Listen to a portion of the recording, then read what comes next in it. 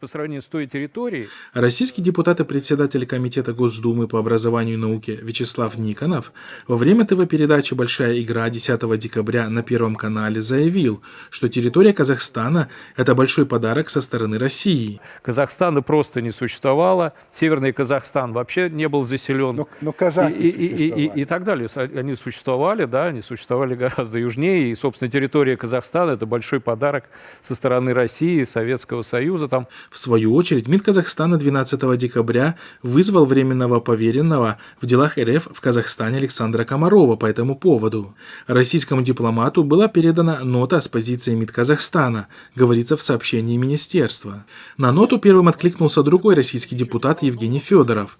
По мнению Федорова, если Казахстан считает, что не получал подарка, то нужно разговаривать по-другому. По его словам, депутаты России поднимают вопросы возврата территории и отмены незаконных решений 1991 года, имея в виду закон о порядке решения вопросов, связанных с выходом Союзной Республики из состава СССР. Хотите уходить, товарищ Назарбаев, Токаев, МИД? Ну, хорошо. Берите чемоданчики, отдавайте территорию, город Верный, Алмата и все остальное, и уходите. Они скажут, а у нас не остается территории, куда уйти. А мы-то здесь при чем? Вы тут нищеброды арендовали у нас квартиру. Потом вы решили с нами поссориться. Проваливайте с нашей квартиры. Заявил депутат Федоров.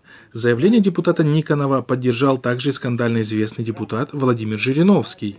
Такие заявления со стороны официальных лиц вызвали бурную реакцию негодования жителей Казахстана.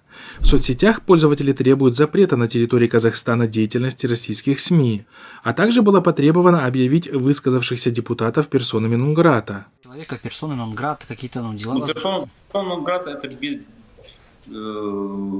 безусловно. У человека, настроенный к нам столь недружелюбно, вообще не имеет права к нам приезжать. Напомним, что вся территория Центральной Азии, включая Казахстан, когда-то представляла собой по сути единое мусульманское политическое образование, которое было постепенно оккупировано царской Россией и находилось под ее контролем на протяжении веков. Примечательно также и то, что по итогам царского и советского межевания оккупированных мусульманских земель сначала на губернии, позже уже на союзные автономные республики, а также произошедшего в итоге приобретения союзными центральноазиатскими республиками номинальной независимости в 1991 году, значительная часть исконно казахских земель оказалась разделена между Саратовской, Тюменской, Оренбургской, Астраханской, Челябинской и Омской областями России.